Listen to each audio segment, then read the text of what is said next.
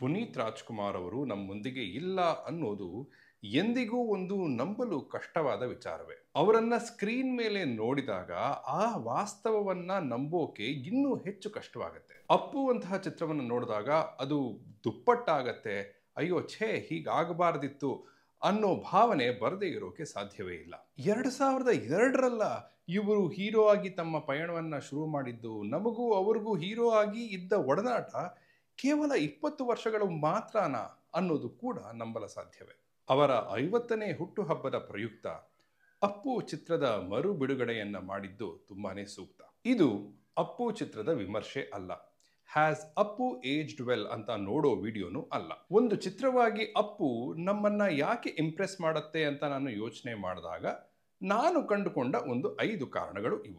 ಮೊದಲನೇದು, lead actors ನಲ್ಲಿರೋ ಒಂದು ಅನ್ಕರಪ್ಟೆಡ್ ಫ್ರೆಶ್ನೆಸ್. ಅಫ್ಕೋರ್ಸ್ ಪುನೀತ್ ರಾಜ್ಕುಮಾರ್ ಅವರೇ ಈ ಚಿತ್ರದ ಹೀರೋ, ಅವರ ಹೆಸರಿನ ಮೇಲೆ ಈ ಚಿತ್ರ ನಿಂತಿರೋದು. ಆದರೂ ರಕ್ಷಿತಾ ಅವರ ಒಂದು ಪ್ರೆಸೆನ್ಸ್ನ, ಒಂದು ಕಂಟ್ರೋಲ್ಡ್ ಪರ್ಫಾರ್ಮೆನ್ಸ್ನ ನಾನು ಈ ಸಲ ಗಮನಿಸಿದಾಗ ನನಗೆ ತುಂಬಾನೇ ಇಂಪ್ರೆಸ್ ಆಯಿತು. ಫ್ರೆಶ್ನೆಸ್ ಜೊತೆಗೆ ಪುನೀತ್ ರಾಜ್ಕುಮಾರ್ ಅವರ ಹಾಗೂ ಅಪ್ಪು ಅನ್ನೋ ಪಾತ್ರದ ಆ ಅನ್ಟೇಮ್ಡ್ ರಾ ಎನರ್ಜಿ, ಅದೇ ಎನರ್ಜಿನ ಪ್ರಾಯಶಃ ಸೂರಿ ಅವರು, ಪುನೀತ್ ರಾಜ್ಕುಮಾರ್ ಅವರು ಮತ್ತೆ ಜಾಕಿನಲ್ಲಿ ರೀಕ್ರಿಯೇಟ್ ಮಾಡಿದ್ದು ಅಂತ ಅನ್ಸುತ್ತೆ. ಕಮಿಂಗ್ ಬ್ಯಾಕ್ ಟು ಅಪ್ಪು, ಆ ಎನರ್ಜಿ ಇದೆಯಲ್ಲ, ಆ ಅನ್ಟೇಮ್ಡ್ ರಾ ಎನರ್ಜಿ, ಅದು ಡೈಲಾಗ್ಸ್ನಲ್ಲೂ ಕ್ಯಾರಿ ಆಗುತ್ತೆ. ಆ ರಾ ಎನರ್ಜಿ ಅಥವಾ power, because he goes on to be called power star, ಅದರಿಂದನೇ ಅನ್ಸುತ್ತೆ ಅಷ್ಟು ಫೈಟ್ಸು, ಅಷ್ಟು ಸಲ ಹಾಸ್ಪಿಟಲ್ಗೆ ಹೋಗಿ ಅಡ್ಮಿಟ್ ಆಗೋ ದೃಶ್ಯಗಳು, ಇವೆಲ್ಲನೂ ಅಷ್ಟು ರಿಪಿಟೇಟಿವ್ ಅಂತ ಅನ್ಸೋದಿಲ್ಲ. ಎರಡನೇ ಕಾರಣ, ಪುನೀತ್ ರಾಜ್ಕುಮಾರ್ ಅವರ ಫೈಟ್ಸು, ಜಿಮ್ನಾಸ್ಟಿಕ್ಸು, ಆ ಸ್ಟಂಟ್ಸು, ಆಕ್ಷನ್ನು ಹಾಗೂ ಡ್ಯಾನ್ಸ್. ಆ ರೀತಿಯ ಆಕ್ಷನ್ನ ಹೀರೋನೇ ಮಾಡೋದು ಕನ್ನಡ ಚಿತ್ರಗಳಿಗೆ ಆಗಿನ ಕಾಲಕ್ಕೆ ತುಂಬಾನೇ ಹೊಸದು. ಪ್ರಾಯಶಃ ಈಗಲೂ ಅದೇ ಪರಿಸ್ಥಿತಿ ಅಂತ ಅನ್ಸುತ್ತೆ.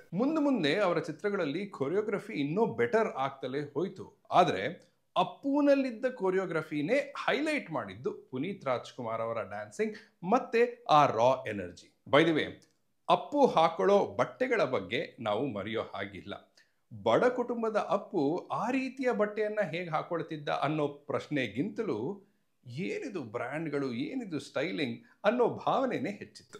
ಮೂರನೇದು, ಗುರುಕಿರಣ್ ಅವರ ಹಾಡುಗಳಿಗಿದ್ದ ಸಾಹಿತ್ಯ. ಎಲ್ಲಾ ಹಾಡುಗಳು ನಮಗೆ ಬಾಯ್ಪಾಠ. ನಾಲ್ಕನೇದು, ಅವಿನಾಶ್ ಹಾಗೂ ಶ್ರೀನಿವಾಸ್ ಮೂರ್ತಿ ಅವರ ಪಾತ್ರಗಳಿಗೆ ಅದರ ನಡುವೆ ಇರೋ ಡೈನಮಿಕ್ಸ್ ಹಾಗೂ ಅವರಿಬ್ಬರ ನಟನೆ. ಆ ನಟನೆಯ ಮೀಟರ್ ಈಗ ಸ್ವಲ್ಪ ನಮಗೆ ಲೌಡ್ ಅಂತ ಅನ್ನಿಸಬಹುದು, ಆದರೆ ಅವರಿಬ್ಬರ ನಟನೆ ಆ ಪಾತ್ರಗಳ ಭಾವನೆಗಳನ್ನ ಪರ್ಫೆಕ್ಟ್ ಆಗಿ ದಾಟಿಸುತ್ತೆ, ಕಥೆಯನ್ನ ಇನ್ನೂ ಹೆಚ್ಚು ಕನ್ವಿನ್ಸಿಂಗ್ ಮಾಡುತ್ತೆ. ಐದನೇದು, ಅಪ್ಪು ಅನ್ನೋ ಆ ಪಾತ್ರವೇ. ಇವತ್ತಿಗೆ ಅವನ ಮೆಥಡ್ಸ್ ಅಬ್ಜೆಕ್ಷನಬಲ್ ಆಗಿ ಕಾಣಿಸಬಹುದು, ಆದರೆ ಅವನು ಸುಚಿತ್ರಾನ ನೋಡೋಕೆ ಮುಂಚೆನೆ ಆಕೆಯನ್ನ ನಾನು ಮದುವೆ ಆಗ್ತೀನಿ ಅಂತ ಅನ್ಕೊಳ್ಳೋದು. ಸುಚಿತ್ರಾ ಅವರ ತಂದೆ ಅಂದ್ರೆ ಅವಿನಾಶ್, ಆ ಪಾತ್ರದ ಬಗ್ಗೆ ಅಪ್ಪುಗೆ ಆಕ್ಚುಲಿ ಕೋಪ ಇಲ್ಲ.